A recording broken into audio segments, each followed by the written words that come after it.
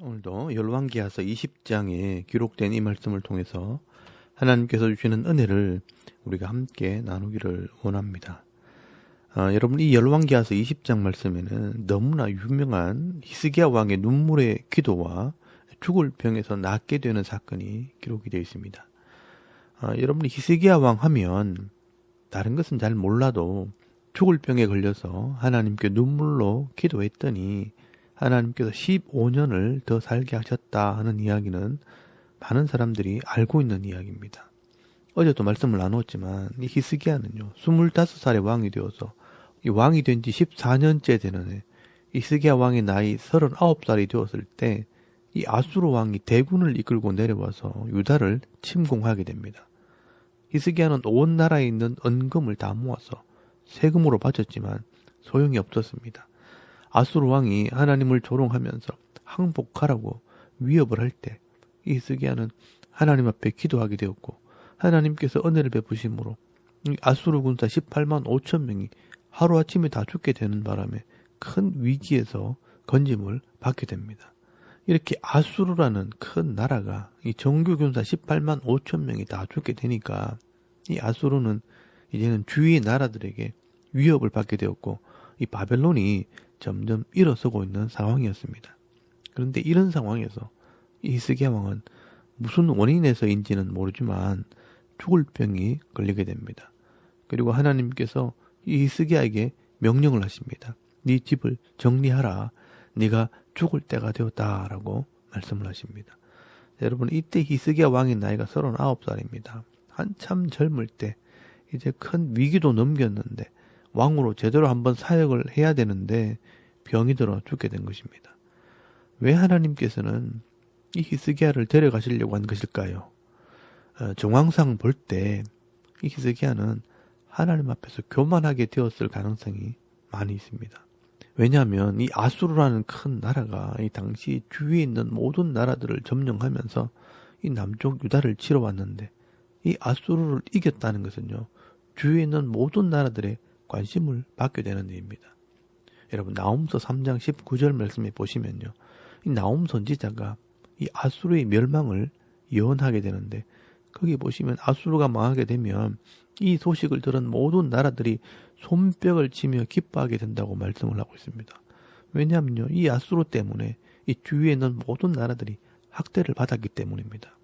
그런데 여러분, 이런 아수르를 히스기야 왕이 망하게 했다고 하면 이 주위에 있는 모든 나라들이 이 히스기야에게 관심을 가지게 될 것이고 이 히스기야를 향해 손뼉을 치게 될 것입니다.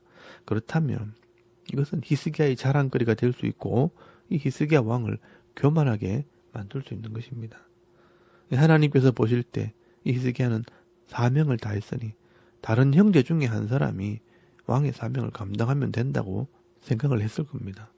그리고 이때 히스기야는 아들이 없었습니다. 그래서 이 아수르 문제가 해결되었을 때 하나님께서 히스기야를 데려가시려고 한 것입니다. 그런데 이 히스기야는요 이런 하나님 마음을 이해할 리가 없습니다. 그래서 살려달라고 하나님께 메어 달리며 기도하기로 결정을 한 것입니다. 그래서 여러분, 오늘 3절 말씀에 보시면 여호와여 구하오니 내가 진실과 전심으로 주 앞에 행하며 주께서 보시기에 선하게 행한 것을 기억하옵소서 하고 히스기야가 심히 통곡하더라 라고 말씀을 하고 있습니다. 여러분, 이사야서 38장 말씀에 보시면요 이 히스기야가 기도할 때 제비같이 학같이 비둘기같이 울었다라고 기록을 하고 있습니다.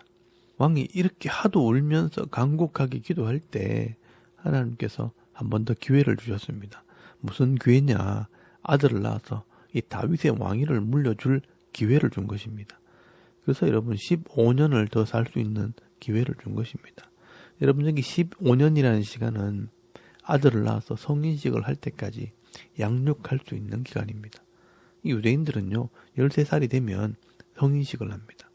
그래서 하나님께서 이 이사야 선지자를 통해서 하시는 말씀을 잘 들어보면 내가 너를 위해서 이렇게 한 것이 아니라 나를 위해서 또 다윗의 약속 때문에 너에게 기회를 주는 것이라고 분명히 말씀을 합니다. 여러분 열왕기하서 20장 6절 말씀을 잘 보시면요. 내가 네 날이 15년을 더할 것이며 내가 너와 이 성을 아수르 왕의 손에서 구원하고 내가 나를 위하고 또 내 종 다윗을 위함으로 이 성을 보호하리라 하셨더라라고 말씀을 하고 있습니다.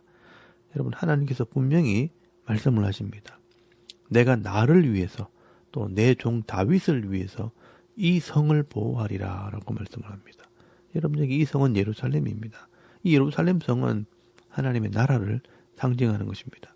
그래서 15년을 더 살게 하는 것은 그 안에 아들을 낳아 잘 가르쳐서 왕이 되게 하라는 것입니다. 여러분 이것이 히스기야에게 주신 마지막 사명이었다는 겁니다. 이렇게 히스기야가 15년이라는 기회를 얻게 된 것입니다. 그리고 이 히스기야는 악을 행함으로 내쫓았던 자기 아내 헵시바를 다시 데리고 와서 아들을 낳게 됩니다. 여러분 이것은 이사야서 62장 말씀에 보시면 히스기야가 헵시바를 다시 아내로 데리고 왔다라고 말씀을 하고 있습니다. 그래서 이때 헵시바가 낳은 아들이 바로 므낫세라는 아들입니다. 그래서 여러분 열왕기하서 21장 1절 말씀에 보시면 므낫세의 어머니 이름이 헵시바더라라고 기록을 하고 있는 것입니다. 그렇다면 이 히스기야는 하나님 앞에 엎드리고 감사하면서 하나님께 영광을 돌리고 귀하게 얻은 아들을 믿음의 사람으로 잘 양육을 해야 하는 것입니다. 그런데 여러분 이 히스기야는요 그렇게 하지 않습니다. 이때부터 히스기야는 또다시 교만해지기 시작합니다. 여러분 역대하서 32장 24절에서 26절까지 말씀해 보시면요 이 히스기야가 교만해졌다라고 기록을 하고 있습니다. 그때에 히스기야가 병들어 죽게 되었으므로 여호와께 기도하며 여호와께서 그에게 대답하시고 또 이적을 보이셨으나 히스기야가 마음이 교만하여 그 받은 은혜를 보답하지 아니하므로 진노가 그와 유다와 예루살렘에 내리게 되었더니라고 말씀을 하고 있습니다. 여러분 이런 장면을 잘 보시면요 이 히스기야는 늘 어려우면 기도하지만 형편이 좋아지면 또 교만해지는 그런 습관을 가지고 있었다는 것을 알 수 있습니다. 이 아수르의 군사들이 죽었을 때도 그랬고요. 또 죽을 병을 고쳐 주었을 때도 그랬습니다. 이 히스기야는 하나님의 능력을 경험할 때마다 내가 그래도 믿음이 있고 내가 그래도 기도의 능력이 있다라고 자랑을 했던 것입니다. 그래서 오늘 본문에 이 한 사건을 기록해 놓은 것입니다. 여러분 12절 말씀에 보시면 이 바벨론의 왕이 히스기야의 병이 나았다는 소식을 듣고 축가 사절단을 보내면서 많은 예물을 보내게 됩니다. 그러나 이때 히스기야는요 하나님께 영광을 돌리거나 하나님의 은혜로 낫게 되었다는 이야기를 한마디도 하지 않습니다. 이 아수르 군사가 들어와서 하나님의 이름을 모욕하고 자기를 욕할 때 하나님을 찾아와서 하나님께서 살아계심을 보여달라고 내가 하나님의 종이니 살려달라고 기도하더니 어려움이 사라지고 죽을 병도 낫고 왕들이 와서 예물을 바치고 형통하게 되니까 이제는요 하나님의 눈에 보이지 않는 것입니다. 이것이 바로 히스기야 왕의 교만함입니다. 그래서 자기가 가지고 있는 모든 이 왕궁의 보물들과 무기 창고에 있는 모든 무기들을 다 보여주면서요 자기 힘과 권력과 위용을 자랑하기 시작하는 것입니다. 내가 이 정도 되는 사람이라고 자랑하는 겁니다. 여러분 이것이 바로 히스기야의 어리석음입니다. 그래서 여러분 역대하서 32장 31절 말씀에 보시면 이렇게 기록이 되어 있습니다.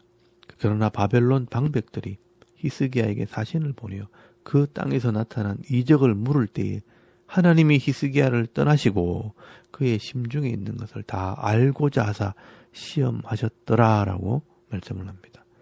여러분 개역 개정에는 조금 알아듣지 못하게 번역이 되어 있지만 이 표준세 번역에 보시면요 하나님께서 그의 인품을 시험하시려고 히스기야가 마음대로 하게 두었다라고 번역을 하고 있습니다. 여러분 하나님께서요 이 히스기야의 마음을 다 보고 계신다는 것입니다. 여러분 우리의 생명을 주관하시는 분도 하나님이시고요 우리에게 재물을 얻을 능력을 주신 분도 하나님이십니다. 그러나 이 히스기야는 마음이 교만하게 될 때 그 하나님이 보이지 않는 것입니다.